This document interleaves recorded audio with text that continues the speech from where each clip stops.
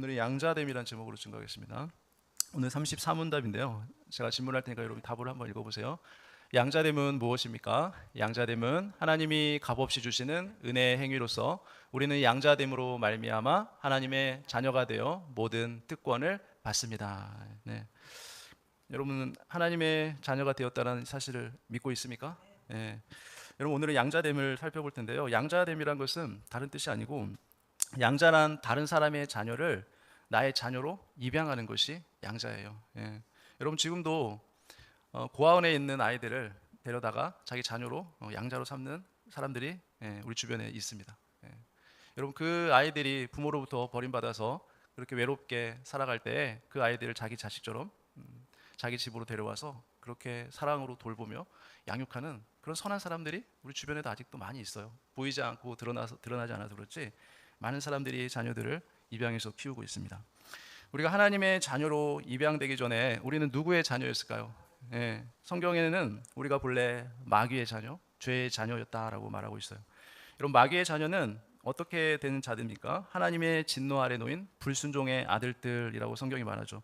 그래서 양자됨이란 뭐냐면 바로 이 죄의 종노릇하는 비참한 노예 신분에서 벗어나서 하나님의 자녀로 건짐 받았다라는 것이에요. 양자됐다는 뜻은 양자됨으로 영원한 지옥 형벌에서 벗어나서 주와 함께 천국에서 영원토록 왕노릇하게 된 것이 양자된 거죠. 그런데 많은 사람들이 이 놀라운 복음에 별로 감격하지 않아요. 왜 그러냐면 하나님의 자녀가 되었다라는 그 의미를 잘 알지 못해요. 그게 무슨 의미인지를 잘 모르기 때문에 우리가 하나님의 자녀가 되었다는 말에 별로 감격을 못해요. 하나님은 우리를 자녀로 삼으시려고 창세전부터 계획했어요. 언제부터요? 창세전부터. 하나님의 계획 가운데 성령님을 보내주셨죠. 그리고 우리를 하나님의 자녀로 불러주셨어요. 예수 그리스도께서 이 땅에 오신 가장 중요한 목적도 바로 우리를 하나님의 자녀로 입양시키기 위해서 예수님을 이 땅에 보내신 것이에요. 하나님은 우리를 자녀로 삼으시려고 그렇게 창세전부터 계획하신 거죠. 그래서 하나님의 계획 가운데 성령님을 우리에게 보내주셔서 우리를 자녀로 하나님의 자녀로 불러주셨어요.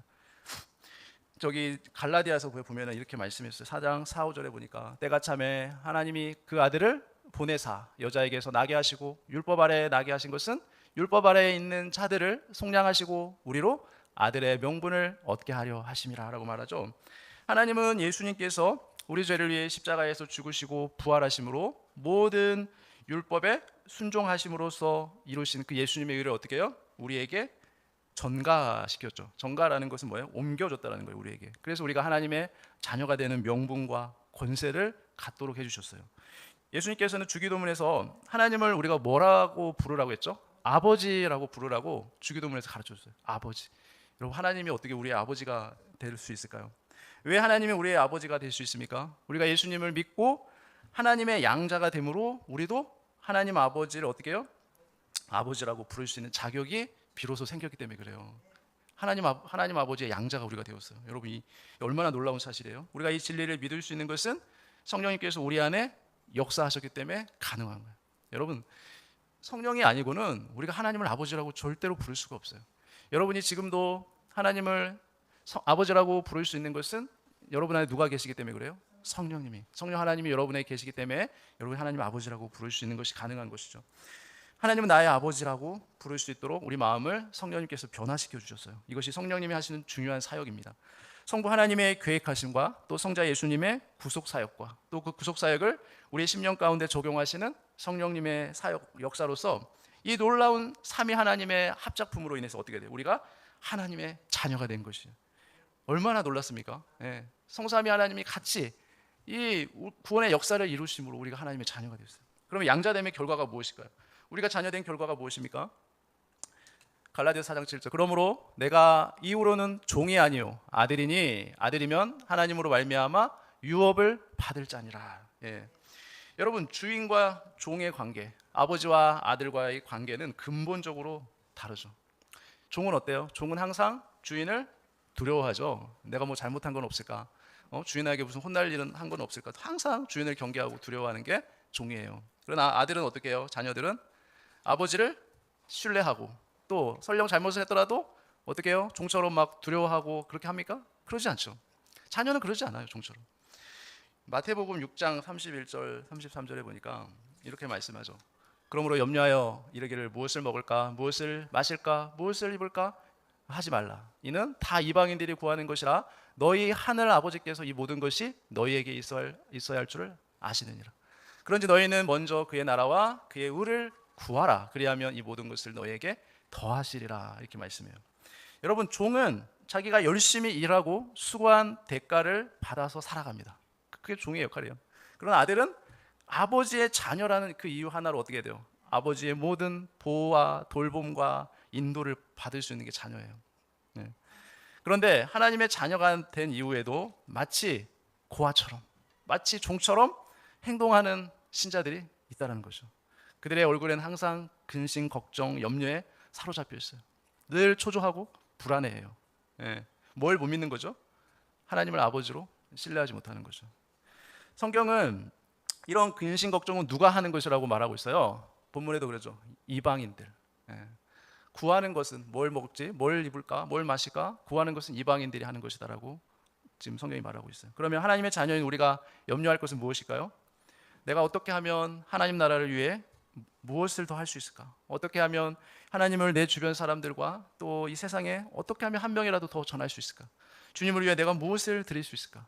이것이 바로 하나님의 자녀된 우리의 고민이 되어야 되겠죠. 왜냐하면 하나님은 우리의 먹을 거, 마실 거, 입을 것을 어떻게 해요? 모든 것을 다 책임져 주시겠다고 지금 약속하고 있잖아요, 우리에게. 하나님을 아버지로 모시고 산다는 그 의미 속에는 하나님은 우리의 삶을 다 책임져 주신다는 그 진리가 포함되어 있어요. 여러분, 광야 시절 이스라엘 백성들이 40년 동안 그 척박한 광야 땅에 살아갈 때 여러분, 그들이 배고픔에 추위에 굶어 죽었다는 기록이 성경에 있어요, 없어요? 없어요. 40년 동안 굶어 죽은 사람이 없어요. 추위에 죽은 사람이 없어요. 그런데 어떤 사람은 있어요. 하나님 말씀에 불순종해서 하나님의 벌을 받아 죽은 사람은 있어도 하나님이 먹을 거 입을 거 다 책임져 줬어요. 굶어 죽은 사람이 없어요. 하나님을 아버지로 모시고 살면 어떻게 해요? 우리의 생활을 다 보호해 주시고 책임져 주시지만 우리가 잘못된 행동을 했을 때는 때로는 우리를 징계하시기도 하십니다. 여러분, 자식이 부모를 닮아가듯 하나님의 자녀도 시간이 지날수록 어떻게 돼요? 우리의 인격과 삶 전체가 하나님의 자녀다운 모습을 갖추어 가야 돼요. 그게 하나님의 자녀예요. 하나님은 우리가 올바르게 자랄 수 있도록 다양한 징계를 통해서 우리에게 가르쳐 주시죠. 올바른 길을 갈 수 있도록.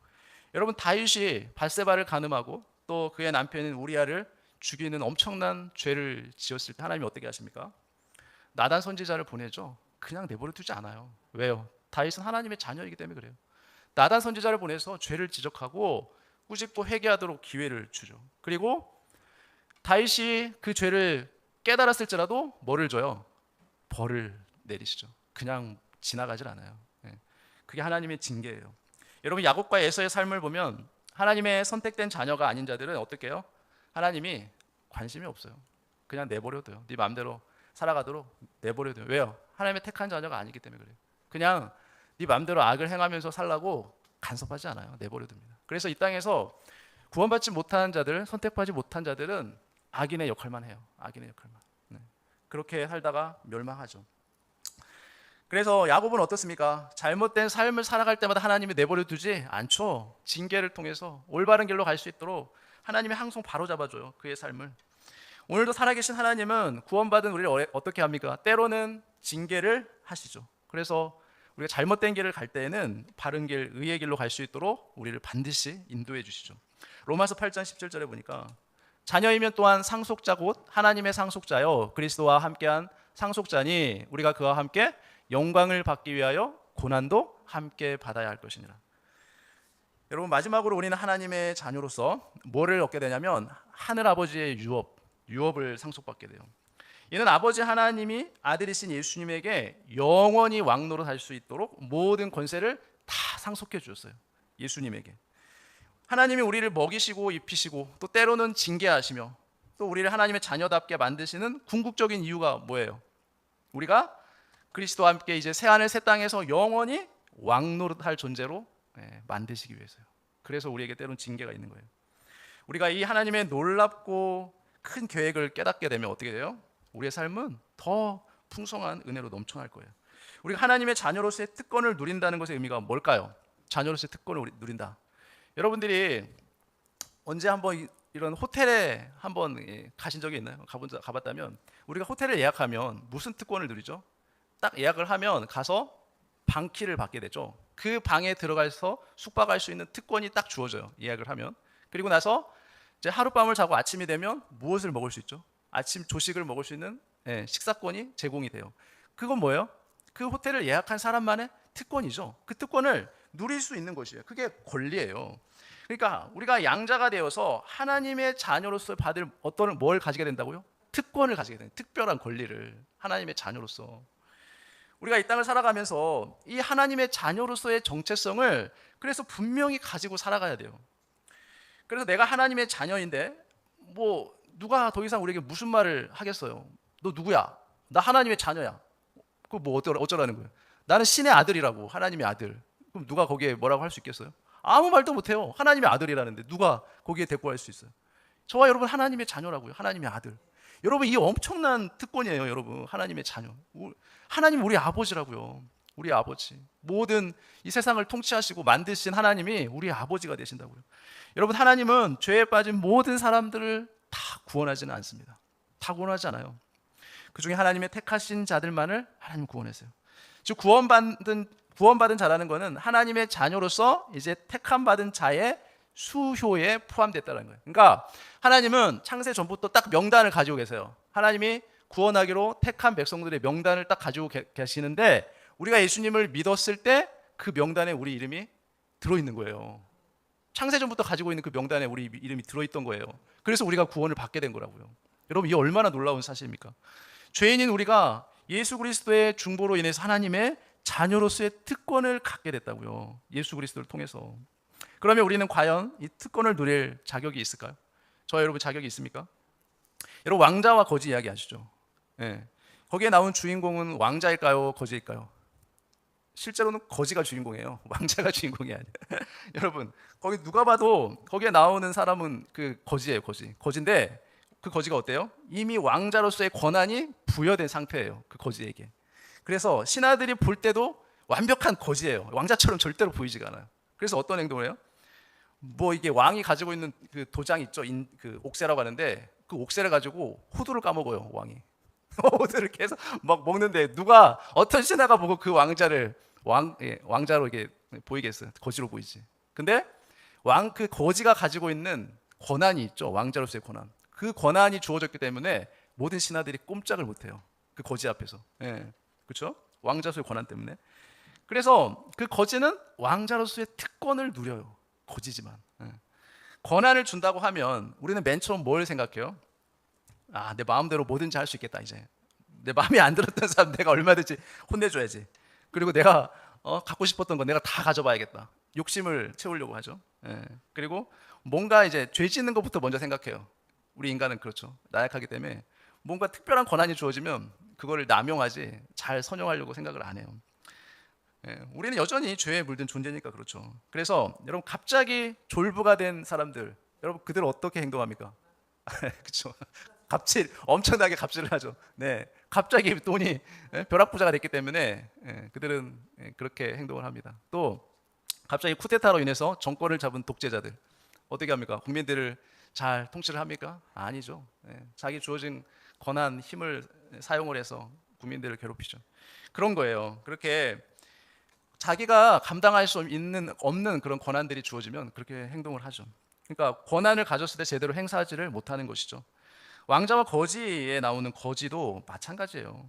그렇게 바보 같은 짓을 그렇게 하는 거 우리가 얼마든지 볼 수 있어요. 그래서 하나님의 자녀로서 뭐든지 할 수 있는 특권이라고 했을 때 이 특권은 결국 무엇일까요? 그거는 바로 그가 의인으로서 하나님의 자녀다운 것을 하고 싶어진다는 것의 의미예요. 뭐라고요? 의인으로서 하나님의 자녀가 된 자로서 하고 싶은 것을 한다는 것의 의미. 이게 바로 특권이에요. 여러분 더 이상 죄인의 상태로 나쁜 짓을 하는 특권이 아니라 이제는 의인으로서 또 하나님의 자녀로서 이제 더 이상 막 살기가 싫어지는 거예요. 죄인된 상태의 사람들은 자기 권한으로 죄가 가득한 행동을 하고 또 죄가 죄인 줄 모르고 죄를 짓고 살아요. 그리고 설령 알지라도 그 죄를 전혀 거리끼지 않고 행합니다. 그러나 하나님의 자녀된 자들은 어때요? 점차 죄악된 행동을 싫어하게 되고 하나님의 자녀답게 조금씩 성장하고 싶은 마음 안에서 생겨나기 시작해요. 하나님께서 우리의 모든 죄를 씻어주시고 우리를 의롭다고 여겨주시고 또 우리를 의인이 되게 했다면, 하나님의 자녀로 우리를 만들어줬다면 우리는 어떻게 해야 돼요? 그 자녀로서 합당한 말과 행동, 생각들을 해야 되는 것이죠. 예, 그렇게 노력을 하는 것이 바로 양자된 자들의 특권이에요. 하나님의 자녀의 특권. 결론적으로 하나님의 자녀가 되어 살아간다는 건 뭐예요? 그 신분에 걸맞게 그의 모든 삶에서 이제 하나님의 뜻을 먼저 구하는 삶을 살아가는 거. 그게 하나님의 자녀의 특권이에요. 여러분, 이제 자녀가 되었다면 우리는 그 특권에 걸맞는 삶을 살아가야 되는 것이에요. 하나님의 자녀로서의 특권은 하나님의 사랑과 은혜를 입게 되면 물론이고, 아버지의 것을 이제 다 상속받게 돼요. 그리고 또 그것을 요구할 수 있는 권리를 갖게 돼요. 여러분, 돌아온 탕자 이야기 아시죠? 탕자가 어떻게 했어요? 자기 소유, 자기가 상속받을 그 권리를 행사했잖아요. 자기 달라고 당당하게 아주 그 가져가서 다 탕진해버리고 돌아왔잖아요. 그러니까 아들은 그럴 수 있는 거예요. 아버지한테 당당하게 자기 상속권을 주장할 수 있는 거예요. 그게 아들로서의 특권이에요. 여러분, 상속자로서의 모든 혜택은 무엇이에요? 바로 우리의 특권 뭡니까? 이 세상의 축복의 약속된 복, 그리고 내세에서 우리가 얻게 될 천국의 복을 모두 다 상속받을 수 있어요. 우리가. 세상 사람들과 우리가 동일한 어떤 사고를 당하고 어려운 일을 당할지라도 그것은 뭐로서 받는 거냐면 이제는 하나님의 자녀로서 받게 되는 거예요. 예전에는 하나님의 자녀가 아니어서 받게 됐지만, 그래서 그것이 특권이에요. 하나님의 자녀로서 받기 때문에. 다른 각도에서 보면 죄를 범할 때 야단 맞는 것도 특권이에요. 여러분, 특권이라고. 여러분, 그거 생각해 보셨어요? 자식이니까 하나님이 야단치고 징계하는 거예요. 자식이 아니면 어떻게 해요? 야단을 왜 칩니까? 자식도 아닌데 내쫓아버리지 그냥. 그렇죠? 맞아요. 자식이 아니니까. 그러나 자식은 야단을 맞을지언정 결코 버림은 받지 않아요. 버리지 않아요. 자식은 결코. 어떤 부모는. 하나님의 자녀이므로 우리는 항상 그래서 안전해요. 내 영혼은 그래서 안전한 거예요. 여러분의 영혼은 하나님 안에서 안전해요. 어떠한 시련과 역경이 오더라도 안전합니다. 여러분, 오늘 아침에 비가 왔죠.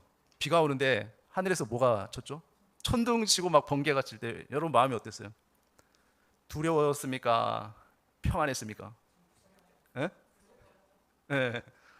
여러분, 우리 본능적으로 두려움을 느껴요. 이렇게 천둥 번개가 우르르 콱콱 막 치면은, 자기 앞에 막 번개가 막 내리치면 두려움을 느껴요, 인간은.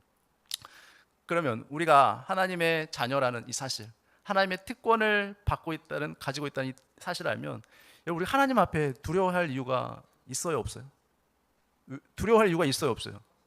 여러분, 하나님이 자녀인데 벼락으로 쳐서 여러분을 그렇게 하겠습니까? 없죠. 그러니까 여러분이 하나님을 아버지로서 신뢰한다면 여러분 두려워할 필요가 없어요. 내 영혼은 안전해요. 여러분은 안전한 거예요. 하나님 안에서. 하나님 앞에 당당할 줄 알아야 돼요. 우리가 하나님의 자녀니까. 자녀잖아요, 여러분. 저와 여러분은. 그래서 우리가 이 양자되었다라는 이 사실만 제대로 안다면 우리는 얼마든지 하나님 앞에 당당해질 수 있어요. 자녀니까 얼마나 당당하겠어요, 하나님 앞에. 내 모든 것을 아시고 하나님이 책임져 주시는 능력이 많으신 전지전능하신 하나님인데, 그리고 하나님의 그 모든 복과 또 내세 하늘나라를 다, 천국을 상속받을 수 있고 또 하늘나라의 그 예수 그리스도 누리는 영광을 다 우리도 함께 누리고 받게 될 텐데, 여러분 뭐가 두렵고 우리가 근심하고 염려 걱정을 합니까? 여러분, 이 하나님의 자녀된 특권을 여러분들이 잘 누리고 사셨으면 좋겠습니다. 저와 여러분이 이제 예수 그리스도로 말미암아 죄 사함 받고 또 의롭다고 인정받아 하나님의 자녀로 삼아 주셨어요. 하나님의 아버지의 모든 약속과 영광을 누릴 수 있는 상속자가 되게 해주셨어요. 여러분, 이 놀라운 은혜와 특권을 우리가 생각할 때마다 우리 안에 정말 감사와 기쁨이 넘치는 저와 여러분 되시기를 예수님의 이름으로 축원합니다. 기도하겠습니다. 하나님 아버지, 은혜를 감사합니다. 하나님, 저희들이 정말 주님의 은혜를 입지 않았다면 정말 마귀의 자녀, 죄의 자녀로 그렇게 멸망의 길에 서서 아무런 소망 없이 비참하게 이 땅을 살아갔을 저희들, 주의 은혜로 예수 그리스도를 하나님 믿게 해주셔서 우리가 하나님의 자녀가 됨으로 이 놀라운 자녀의 특권을 누릴 수 있게 해주시니 감사합니다. 하나님 아버지, 우리가 이 갖게 된 특권, 그 모든 약속된 복과 하늘나라의 영광을 상속받을 수 있는 특권을 가지고 있음을 우리가 늘 기억함으로 하나님 앞에 감사와 감격이, 기쁨이 평안이 늘 우리 안에 넘칠 수 있도록 우리에게 믿음을 허락하여 주옵소서. 이 모든 거 예수님의 이름으로 기도합니다. 아멘.